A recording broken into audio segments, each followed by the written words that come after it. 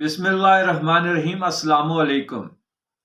Election चंद दिनों की दूरी पर हैं। माजी और मौजूदा इलेक्शन का तरीक़ेकार बदल गया है। दो सियासतदानों के दरमियान मनाजरे का चैलेंज। बिलावल भुट्टो जरदारी आवाज़ बाख्ता। इलेक्शन से पहले निगरान हुकूमत अवाम पर सुई गैस बम गिराने के लिए तैयार है। इलेक्शन चंद दिनों की दूरी पर हैं। बड़े बड़े जलसे मुनक्कद हो रहे हैं। कार्नर मीटिंग्स, बरादरीज मीटिंग्स और जनवा मीटिंग्स अरूज पर हैं। अवाम की बहुत बड़ी तादाद खामोश है। इलेक्शन में वलवला, जोश और खरोश नजर नहीं आ रहा। माजी में जितनी भी इलेक्शन हुए हैं, माले की सतह पर सियासी जमातों की टीमें तश्कील दी जाती थी और डोर टू डोर कैंपेन होती थी। वोटर्स गिले शिकवे अपने मसाइल टीम के सामने रखते थे और उम्मीदवार के रवैये पर भी गुफ्तगू होती थी। लेकिन मौजूदा इलेक्शन में डोर टू डोर दूर की बात है, स्ट्रीट टू स्ट्रीट भी वर्किंग नजर नहीं आ रही। चंद मखसूस एरिया में कार्नर मीटिंग्स से काम चलाया जा रहा है। महंगाई ने अवाम का मिजाज काफी खुरदरा और तिखा कर दिया है। सियासतदान और सियासी वर्कर्स अवाम को छेड़ने से घबरा रहे हैं। इसलिए इलेक्शन कैंपेन में भी एहतियात को मद्देनजर रखा जा रहा है। बिलावल भुट्टो ने मनाजरे का चैलेंज नवाज शरीफ को दिया है। मुस्लिम लीग नून के वजारत उज़्मा के उम्मीदवार नवाज शरीफ को दावत देता हूं कि वो 8 फरवरी से पहले किसी भी वक्त कहीं भी मुझसे मुबासा करें। आलमी सतह पर सदारती और वजारत उज़्मा के उम्मीदवार टेलीविजन पर होने वाले मुबासों में हिस्सा लेते हैं, जिसमें वोटर्स को अपने मंसूबों के बारे में अहम निकात बयान करते हैं। वोटिंग के अमल से पहले शफाफियत के लिए वोटर्स को यह आगाही बहुत ज़रूरी है। यह बिलावल साहब इरशाद फरमा रहे हैं। और आगे से शहबाज शरीफ ने जवाब दिया है। कल एक साहब ने नवाज शरीफ को मनाजरे की दावत दी है। वो नवाज शरीफ को मनाजरे की बजाय सिंध के मुआनी की दावत देते तो अच्छा था। मनाजरा और मुवाजना भी हो जाता। ये शहबाज शरीफ साहब ने बिलावल साहब को जवाब दिया है। बिलावल भुट्टो साहब इस वक्त एड़ी चोटी का जोर लगा रहे हैं कि किसी भी तरीके से वजारत उज़्मा का जो मनसब है वो बिलावल साहब को मिल जाए। कभी बड़े घर वालों से मुखातब होता है और कभी यूथियों से इल्तिजा करता है और कहता है कि मैं वज़ीर आज़म बन गया तो कोई सियासी कैदी जेल में नहीं होगा।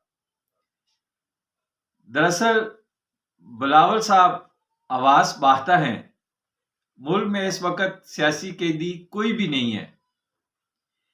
पीटीआई की क़यादत और वर्कर्स ने 9 मई को इनकलाब की आड़ में रियासती इदारों पर हमलावर हुए थे और इसकी अब वो सजा काट रहे हैं। दूसरी बात, पीपल्स पार्टी थाने की सियासत करती है। ये बहुत सारे तकरीबन अवाम जानती है कि खासकर पंजाब में ये कल्चर नहीं है, लेकिन सिंध और केपीके के चंद अजला में ये पीपल्स पार्टी का कल्चर है कि वो थाने की सियासत करते हैं। सिंध के अंदरूनी वडेरों ने निजी जेलें बना रखी हैं। पहले बिलावल साहब इनका खात्मा करें, फिर यूथियों के जख्मों पर मरहम रखनी चाहिए। अभी جو ہے بلاول صاحب نمک پاشی کر رہے ہیں. پہلے گھر سیدھا ہونا چاہیے بندے کا, اپنا صوبہ وہ سیدھا کر کے آئیں. وہاں پہ جو نجی وڈیروں نے جیلیں بنائی ہوئی ہیں وہ ختم کریں. اور پی ٹی آئی کی جو موجودہ قیادت ہے, جو اس وقت تھانے کی سیاست کرتی ہے, پہلے اس قیادت کو سائڈ پہ کریں. جو تھانے کے بغیر سیاست کر ہی نہیں سکتے, تھانے کو اپنے ہاتھ میں لے کر پھر وہ سیاست کرتے ہیں. تو پہلے اس طرح کی قیادت کو دائیں بائیں کریں, پھر آپ عوام میں آ کر پھر یوتھیا بریگیڈ کو جو ہے نا ان کے آگے یہ چیز رکھیں اور ان کو تسلی دیں. فی الحال آپ عباس باغتی میں پتہ نہیں کیا کیا کہہ جاتے ہیں. اور دوسری بات یہ ہے کہ پٹواریوں کے پاؤں بھی پکڑ رہے ہیں کہ ووٹ دے دو یار, ووٹ دے دو, مجھے ایک دفعہ وزیر اعظم بنا دو. زرداری خاندان سے بھٹو خاندان کو اگر الگ کر دیا جائے تو زرداری خاندان کی سیاسی خدمات پاکستان کے لیے کیا ہیں؟ بھٹو کے سیاسی ورثاء کو زرداری خاندان نے سیاسی منظر نامے پر آنے ہی نہیں دیا. بلاول بھٹو صاحب جو باتیں کر رہے ہیں, زرداری خاندان یعنی کہ آج تک بھٹو کا نام کیش کر رہا ہے. ان کی اپنی کیا خدمات ہیں پاکستان کے لیے؟ بھٹو صاحب کے نام پہ سیاست چل رہی ہے. پھر آگے بے نظیر آ گئی. بے نظیر شہید کو جب قتل کیا گیا, شہید کیا گیا, پھر اس کا نام زرداری نے کیش کیا. آج باپ اور بیٹا دونوں, باپ اور بیٹی کے نام پہ سیاست کر رہے ہیں. اگر ان دونوں کو ان کی زندگی سے نکال دیا جائے تو ان کے پاس کیا بچے گا؟ کیا سیاسی پس منظر ہے ان کا؟ کیا ان کی پاکستان کی عوام کے لیے کیا خدمات ہیں؟ بلاول بھٹو صاحب جب آپ انگلی پکڑ کر چلتے تھے تو میاں اس وقت پاکستانی عوام کی خدمت اور ترقیاتی کاموں کا جال بچھا چکا تھا. ہوش میں آؤ, پاکستان سیاسی تجربہ گاہ نہیں ہے کہ ہر بار تجربہ کیا جائے. میاں صاحب معیشت کا پیا درست کرتے ہیں اور جو ہے نا کچھ لوگ آتے ہیں اور وہ سیاسی تجربات کرنے شروع کر دیتے ہیں اور ایسے لوگوں کو عوام پر مسلط کر دیتے ہیں جو عوام کے ساتھ ساتھ معیشت کا بیڑا بھی غرق کر کے چلے جاتے ہیں. تو یہ مناسب نہیں ہے کہ آپ میاں صاحب کو جو ہے وہ سیاست کے نشے میں اور اس طرح کے جو ہے نا, آپ حالانکہ اگر دیکھا جائے تو آپ شہباز شریف صاحب کے منشی رہے ہیں, ٹھیک ہے, اور آج ان کو للکار رہے ہیں. آپ پی ڈی ایم حکومت کا ایک ایسا رہے ہیں, آپ وزیر خارجہ رہے ہیں اور شہباز شریف کی انگلی کے ساتھ ساتھ آپ ساتھ چلتے تھے انگلی پکڑ کے اس کی, اور آج آپ ان کو للکار رہے ہیں. تو یہ درست نہیں ہے. ٹھیک ہے, آپ چیلنج کریں, آپ نے جو بات کی ہے یہ 100% ایسے ہی ہونا چاہیے کہ بجائے جو ہے وہ جلسے کرنے کے اور عوام کے اوپر جو ہے نا عوام کو بیوقوف بنانے کے, سیاسی لوگ جو بیوقوف بناتے ہیں اپنے منشور کی آڑ میں دائیں بائیں نعرے یہ وہ, تو بہتر یہ ہے کہ ٹی وی پہ سیاستدان جو ہے نا وہ مناظرہ کریں, بلکہ عوام کو ایک کھلی جگہ پہ عوام بیٹھے, عوام میں یہ سیاسی لوگ آئیں, وہاں پہ پبلک ان سے سوال کرے اور ان کے جو کام کیے ہوئے ہیں ان پہ بات ہو. یہ ایک زبردست تجویز ہے. لیکن یہ جو بے ادبیاں, جو گستاخیاں عمران خان صاحب نے جس طرح کا کلچر پاکستان کی سیاست میں لائے تھے, اس کلچر سے تو پہلی عوام نکو نک ہو چکی ہے, پہلی تنگ ہے. اور اب آپ کیا کرنے جا رہے ہیں؟ آپ بھی اس کلچر کو پروموٹ کر رہے ہیں. آپ کے ساتھ یہ باتیں سوٹ نہیں کرتی. آپ بھٹو کا نام استعمال کر رہے ہو, اور بھٹو جو ہے نا وہ غریبوں کی آواز تھے, وہ ایک سیاسی ورکر, ایک سیاسی لیڈر تھا جو آج تک پاکستان میں نہیں آ سکا. آپ کم سے کم بھٹو کے نام کی خاطر اپنی گفتگو کو بدلیں اور اپنی گفتگو پازیٹیو کریں. اب پاکستان نیگیٹو گفتگو اور نیگیٹو جو معاملات ہیں ان کا متحمل نہیں ہو سکتا۔ پیپلز پارٹی آتے ہیں جی، پیپلز پارٹی اور مسلم لیگ نے اپنا منشور پیش کر دیا ہے۔ بلاول بھٹو صاحب نے 10 نکاتی پوائنٹ کے ساتھ اپنی کمپین کا آغاز کیا تھا، اور نون لیگ کی قیادت کو اپنے ہر جلسے میں للکارتا تھا کہ اپنا منشور پیش کرو، اور مسلم لیگ نے بڑی محنت کے ساتھ 32 اپنی جو ہے نا انہوں نے سب کمیٹیاں بنائی تھی۔ مسلم لیگ کی جو قیادت ہے اس کی 32 کمیٹیاں بنائی تھیں، اور ان کی سپرویژن جو ہے وہ عرفان صدیقی صاحب کر رہے تھے، اور پھر وہ منشور پایا تکمیل تک عرفان صدیقی صاحب کے زیر سایہ وہ منشور پایا تکمیل تک پہنچا ہے، اور کل انہوں نے اپنا منشور جو ہے وہ عوام کے سامنے پیش کر دیا ہے۔ تو عرفان صدیقی صاحب نے ابتدا ان الفاظ کے ساتھ آپ نے کی تھی کہ دھند چھٹ گئی ہے، سورج آب و تاب کے ساتھ نکلا ہے، اور یہ نیک شگون ہے، سچے نواز کا سچا منشور پاکستان کو نواز دو۔ اب جو دھند کے بارے میں عرفان صدیقی صاحب نے بات کی ہے، وہ آیا مسلم لیگ نون کی طرف ان کا اشارہ تھا یا کہ کسی اور طرف ان کا اشارہ تھا؟ بہرحال پاکستانی عوام کی بدقسمتی ہے کہ 60 سال سے عوام کو منشور دیا جاتا ہے لیکن عمل نہیں کیا جاتا۔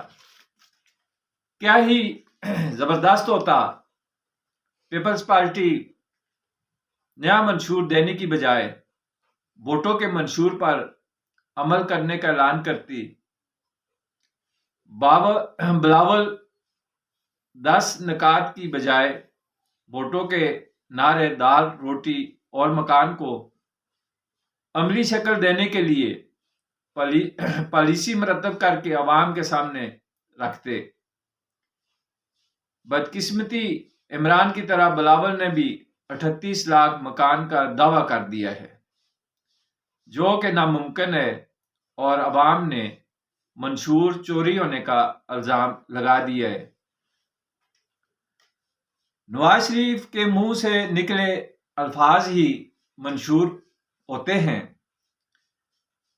اور میاں اپنے الفاظوں کی لاج بھی رکھتے ہیں، اور حقیقت میں عوامی درد میاں نواز شریف کے دل میں ہے۔ لیکن 1 کروڑ کی نوکری، یہ بات سمجھ سے بالاتر ہے۔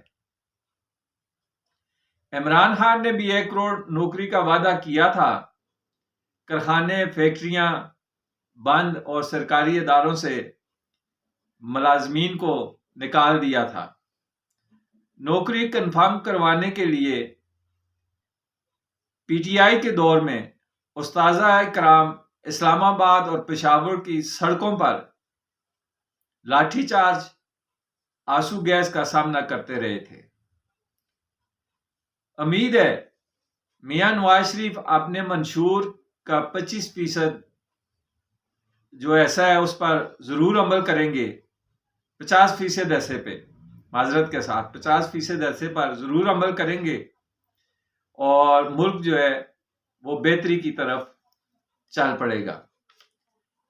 دراصل پاکستانی قوم کو منشور دیے جاتے ہیں لیکن عمل نہیں کیا جاتا۔ عمران خان نے بھی اپنے منشور میں پاکستانی قوم کو سبز باغ دکھائے تھے، لیکن 1% اپنے منشور پر اس نے عمل نہیں کیا تھا۔ اس سے پہلے بھی جو حکومتیں آئی ہیں وہ بھی منشور دیتی رہی ہیں۔ 60 سال سے ہمیں منشور دیے جا رہے ہیں، اس قوم کو منشور کے پیچھے لگایا جاتا ہے، لیکن اس پہ عمل درآمد 10%، 5% منشور کے حصے پر عمل درآمد نہیں ہوتا۔ اگر یہ پارٹیز جتنی بھی سیاسی پارٹی ہیں اپنے منشور کا 50% بھی 50% پر بھی عمل کر لیتے یا کریں اب بھی، تو پاکستان کہاں سے کہاں چلا جائے، لیکن صرف ہمیں منشوروں کے دائرے میں گھمایا جاتا ہے۔ نگران حکومت دوبارہ جی سوئی گیس بم عوام پر گرانے کی بھرپور کوشش کر رہی ہے۔ پہلے سردیاں شروع ہوتے ہی 200% سوئی گیس مہنگی کی تھی نگران حکومت نے، اور اب 200% مزید سوئی گیس مہنگی کی جا رہی ہے، اور ٹوٹل 400% گیس مہنگی ہو جائے گی۔ اور آپ بتائیں کہ جو بل 200-300 کا آتا تھا وہ ڈائریکٹ 7-8 ہزار پہ گیا، اب وہی بل جو ہے 16-17 ہزار روپے پہ چلا جائے گا۔ تو جو لوگ 20,000 یا 25,000 روپے تنخواہ والے ہیں وہ کیا کریں گے؟ پہلی اس مہنگائی کے ہاتھوں پاکستان میں غریب لوگوں کی شرح میں اضافہ ہو رہا ہے، جو مہنگائی کے ہاتھوں تنگ آ کر خودکشی کر رہے ہیں، اور مزید اب جو ہے ایک بل کے پیچھے 7-8 ہزار کا بوجھ مزید بڑھا دیا جائے گا، کہ جو بل 7-8 ہزار کا تھا اب وہ 14,000 یا 16,000 کا ہو جائے گا۔ تو عوام کیا کرے گی؟ سفید پوش لوگ تو 2 ٹائم کی روٹی ان کے لیے مشکل بنی ہوئی ہے، 1 ٹائم کی روٹی کھانا ان کے لیے انتہائی مشکل ہو گیا ہے، 2 ٹائم کی روٹی تو وہ کبھی کبھار کھاتے ہیں، اور مزید یہ جو بوجھ عوام پر ڈال رہی ہے نگران حکومت، تو یہ نگران حکومت کا یہ کام نہیں ہے۔ نگران وزیر اعظم ایک امپلائی ہے، ایک امپلائی کو حق نہیں ہے کہ وہ عوام پہ اپنے اختیارات مسلط کرے، اپنے آرڈرز مسلط کرے۔ یہ کام جن لوگوں کا ہے ان کا انتظار کیا جائے۔ 8 فروری کو الیکشن ہے، جو حکومت منتخب ہو کے آئے گی، جو سیاسی جماعت منتخب ہو کر حکومت بنائے گی، یہ کام ان کے لیے چھوڑ دیں، تاکہ عوام ان سے پوچھ تو سکے کہ یار ہمارے اوپر یہ بوجھ کیوں ڈال رہے ہیں؟ آپ نے تو یہ چند دن پہلے یہ منشور دیا تھا، اور آج آپ یہ جو بم گرا رہے ہیں۔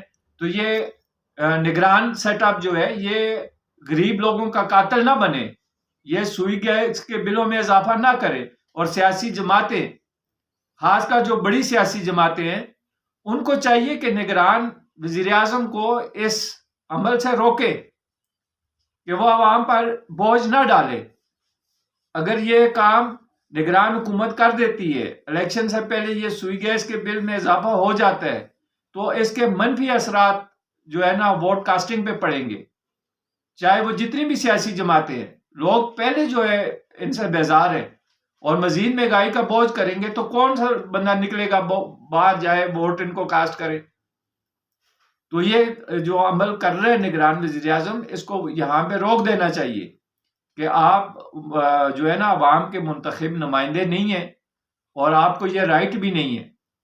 آپ عوام کے منتخب نمائندوں کا انتظار کریں، جب عوام ان کو منتخب کر کے بھیجے گی وہ اپنی حکومت بنا لیں گے، اور پھر یہ فیصلہ ان پہ چھوڑیں۔ یہ فیصلہ وزیر اعظم کو، موجودہ نگران وزیر اعظم کو ہرگز نہیں کرنا چاہیے۔ چینل کو سبسکرائب کریں، لائک کریں اور شیئر کریں۔ شکریہ۔